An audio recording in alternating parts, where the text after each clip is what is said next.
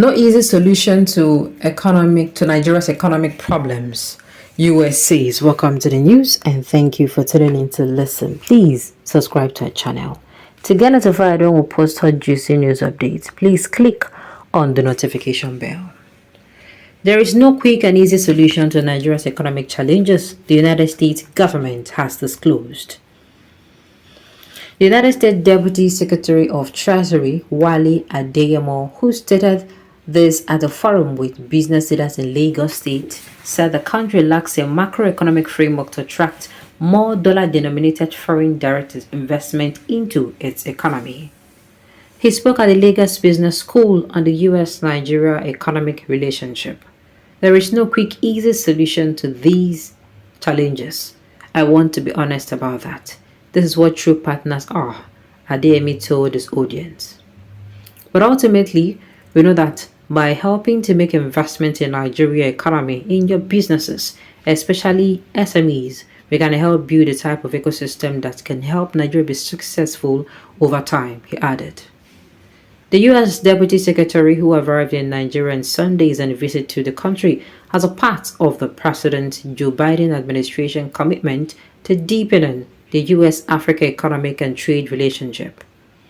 According to him, while the early steps of a new administration will help the country attract investors, there are still concerns from the investors as regards the repatriation of their funds. Adeyemo, who was responding to a question about investment and the Nigerian economy from the audience, said, Nigeria lacks a macroeconomic framework that is going to help to bring more foreign direct investment, including dollar-based foreign investment, into the country.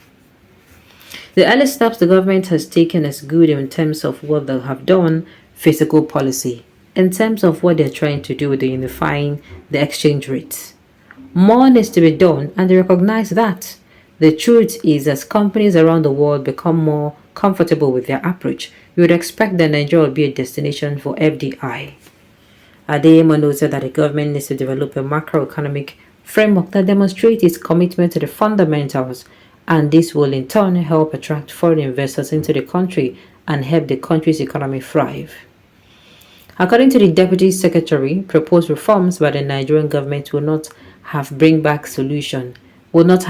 quick solutions because things have been difficult economically over the past few years due to COVID, the Russia-Ukraine war, and a confusing exchange rate policy.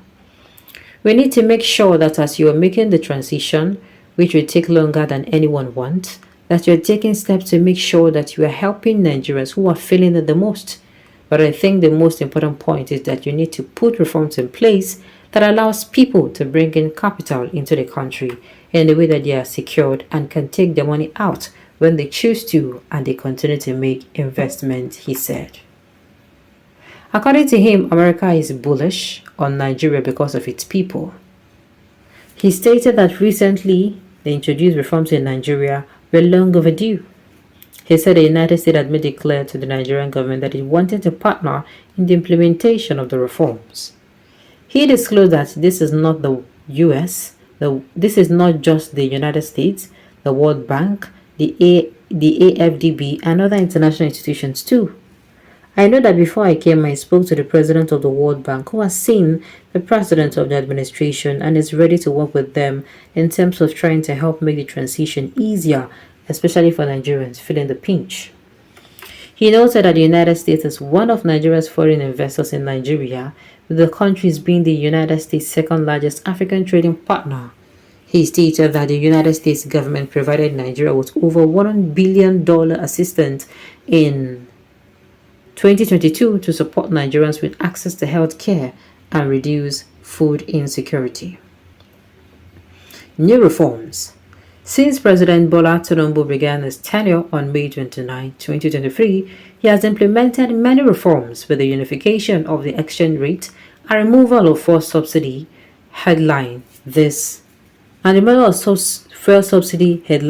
reforms. The unification of the naira has pushed the exchange rate from 471 naira per dollar to about 800 naira per dollar. The removal of fuel subsidy has caused the price of fuel to surge from between 185 naira to 220 naira per litre to 617 naira per litre. These policies have contributed to a recent spike in the country's inflation rate, which rose to 25.80% in August. According to the World Bank, 7.1 million Nigerians will become poor if the federal government fails to compensate or provide palliatives for them following the removal or swap of fuel subsidy. The reforms have been met with mixed reaction, and recently the labor unions in the country embarked on a 2-day warning strike. Stable naira and insecurity. While backing the unification policy in a speech, Adeyemo explained that a stable naira is good for the country and businesses. However, he highlighted that the path to unification will not be easy, but the government must be commended for taking the difficult step. He said, unifying Nigeria's foreign exchange rate will create the kind of macroeconomic stability that is essential to attracting foreign investment. He further stated that Nigeria should be more concerned about FDI that comes from companies that want to invest in its economy and people. He argued that Nigeria's investment portfolio will increase once it sorts out its macroeconomic framework. Commenting on the country's security challenges, the U.S. representative stated, there are two different security challenges, but we are invested in working with Nigeria to address them because the insecurity that exists in Nigeria does not exist only within your borders. We know that to be the case.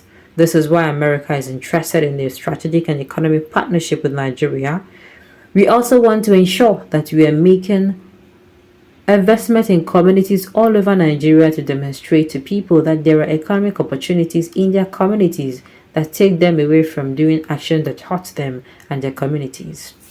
Part of this is making sure that we are investing in the security relationship between our two countries, which I know that when the Secretary Blinken was here, he had an opportunity to speak to. As you know, or may not know, President Biden had the chance to see the new president on the sidelines of the G20 and talk about the security situations in the region and deepen our relationship. Rooting out corruption and perception of corruption in the business environment is essential for the success of the reforms, Adeyemo pointed out. There is a